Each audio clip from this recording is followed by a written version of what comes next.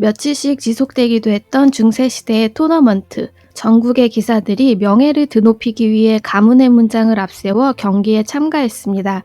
헤럴드라고 하는 전령관은 토너먼트의 시작을 알리고 참가한 기사들의 문장을 식별하고 관리했는데요.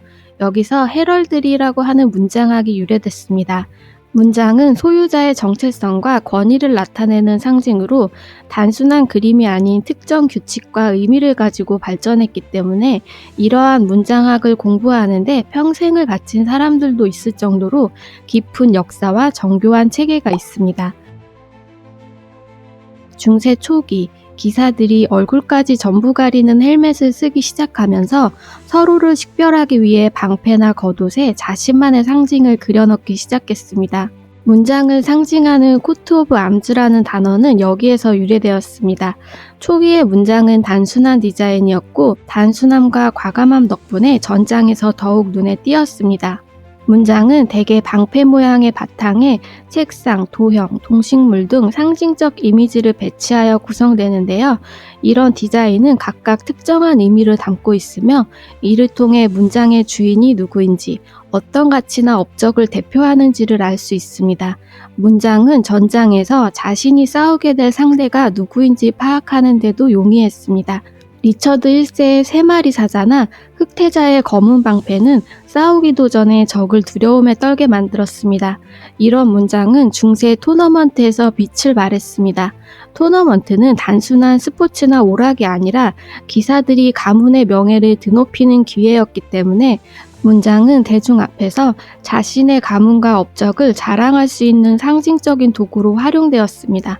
방패, 깃발 혹은 망토에 새겨진 문장은 심판과 관중들이 누가 누구와 싸우고 있는지 확인하는 표식이 되기도 했습니다.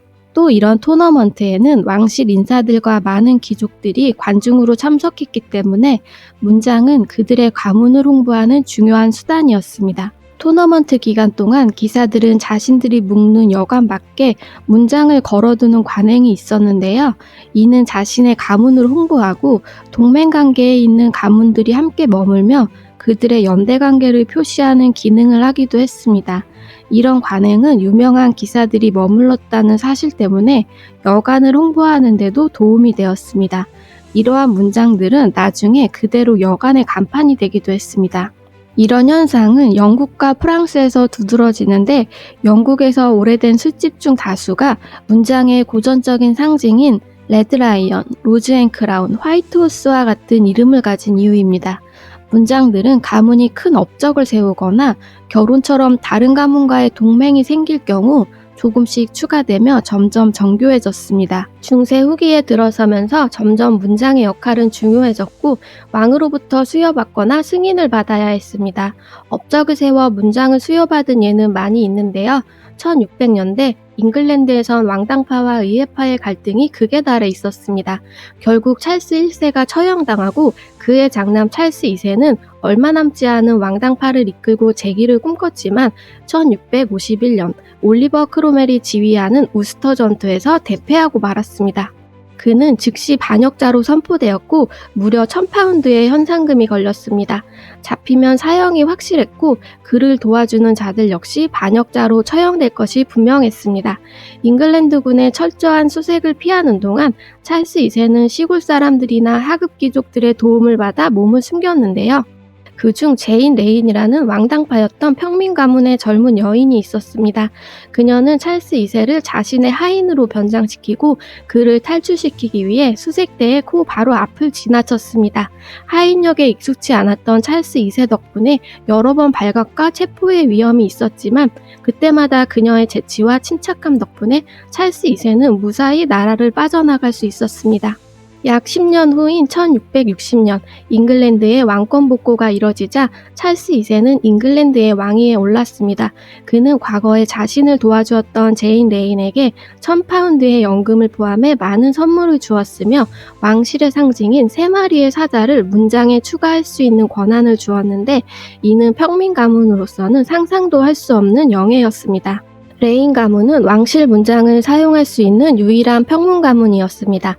이 이야기는 여성의 업적을 인정하고 문장에 반영한 몇 안 되는 사례이기도 합니다. 다음 사례 역시 왕의 목숨을 구한 사람의 이야기인데요. 1191년 사자시망 리처드의 지휘 아래 십자군 병사들은 아크레 포이전을 펼치고 있었습니다. 이슬람 지도자 살라딘은 지휘관인 리처드를 암살하기 위해 기밀작전을 수행하는 데 뛰어난 암살자 집단을 보냈습니다. 이때 십자군 진영엔 자신의 영지에서 자비로 모집한 궁수들을 이끌고 참전한 리처드 파울러 경이 있었습니다. 그가 밤중에 몰래 잠입하려는 암살자 집단을 포착했고 이로 인해 리처드 왕의 목숨을 구할 수 있었습니다. 뛰어난 경계심을 보인 공로로 야행성 동물인 올빼미 문장을 수여받았다고 합니다. 그 외 보제 전투에서 업적을 세운 스코틀랜드의 알렉산더 부캐넌, 그는 적진에 있던 헨리 5세의 동생이자 당시 왕위 계승자였던 클래런스 공작 랭커스터의 토마스를 처치한 걸로 유명한데요.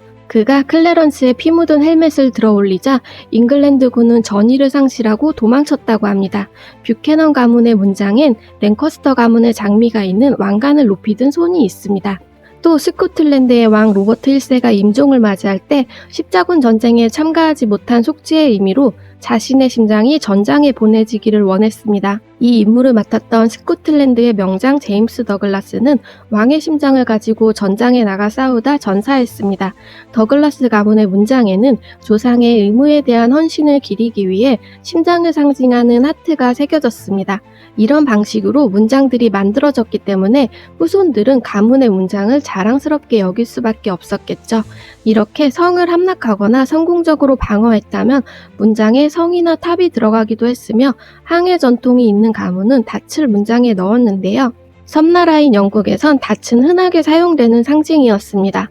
매는 주로 열망하는 대상을 추구하는데 열정적인 사람을 의미했는데 헨리 8세의 두 번째 부인인 엠블린의 상징이기도 했습니다.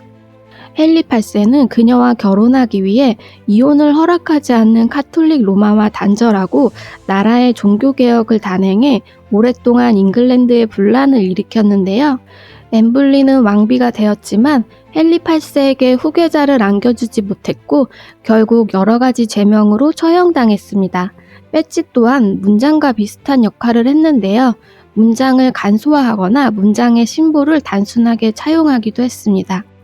한 사람이 여러 개의 배지를 소유할 수 있었는데요. 문장처럼 배지를 보면 혈통을 알 수 있었습니다. 예를 들어 헨리 8세의 배지 중에는 붉은 용이 있는데요. 붉은 용은 웨일즈의 전설에 나오는 존재로 웨일즈의 전통적인 상징물입니다. 이는 튜더 가문의 웨일즈 기원을 상징합니다. 하얀 그레이 하운드도 있는데요. 개는 보통 충성심, 충실함을 상징합니다. 또 그레이 하운드는 귀족들이 사냥견으로 애용했기 때문에 권위와 우아함을 상징하기도 했으며 랭커스터 가문의 상징이었습니다.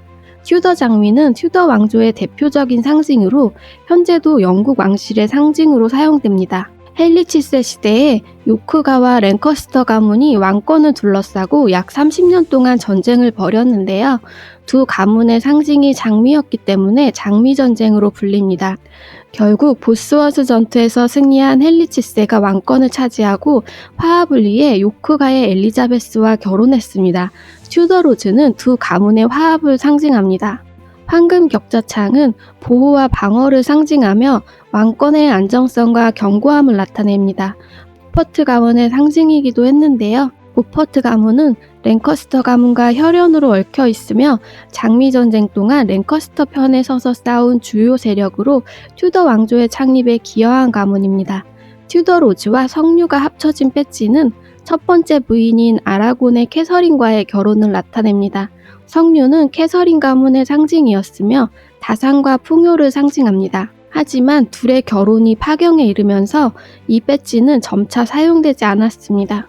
백합은 흔히 성모 마리아의 상징으로 순결함, 신성함을 나타내며 프랑스 왕실에서 왕권의 신성함의 상징으로 사용되었습니다.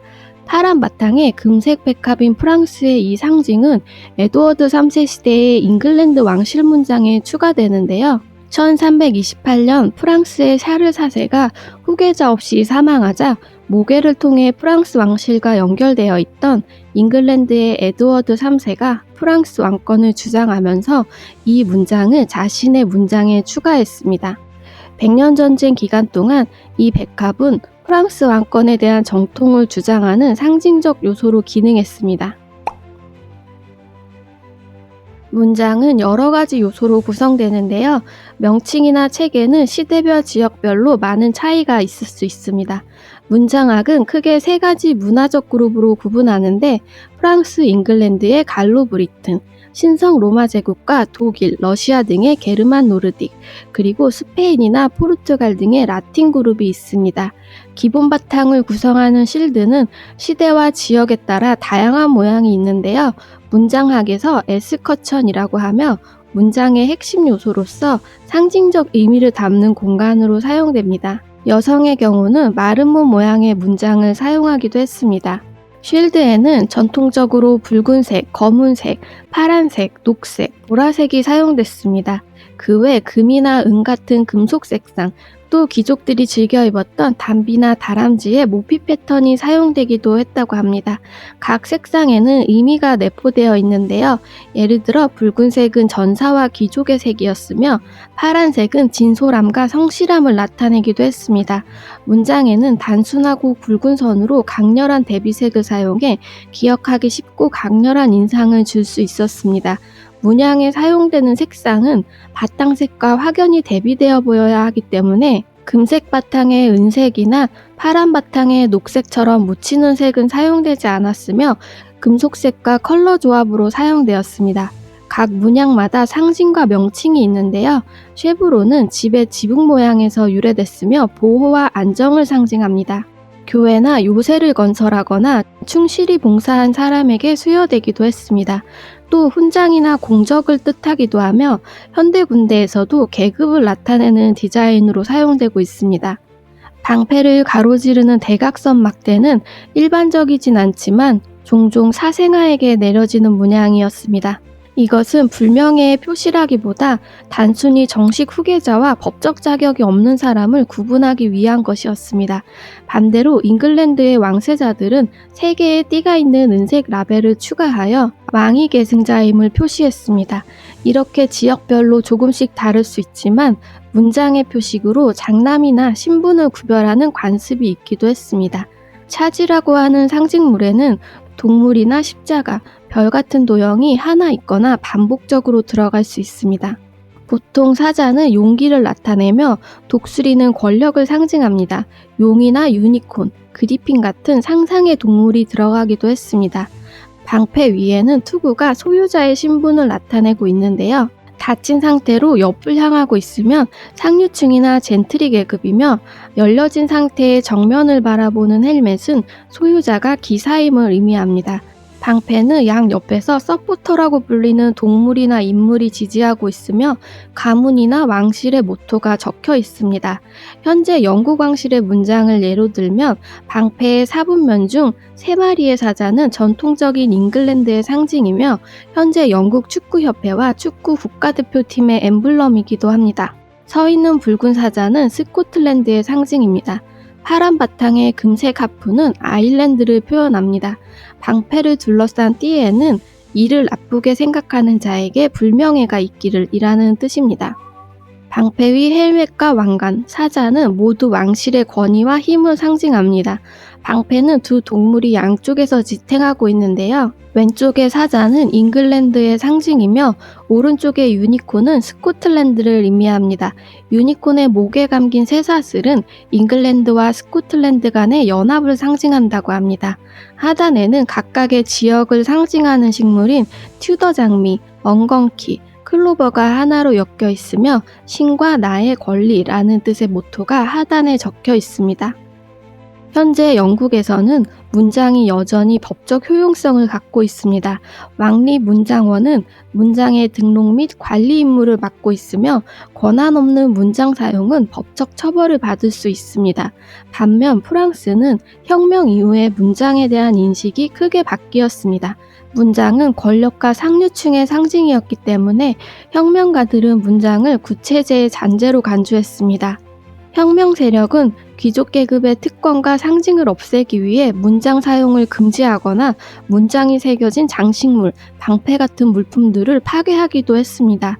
문장 사용은 반혁명적 의도로 보여졌기 때문에 이에 연루된 사람들은 감옥에 갇히기도 했습니다.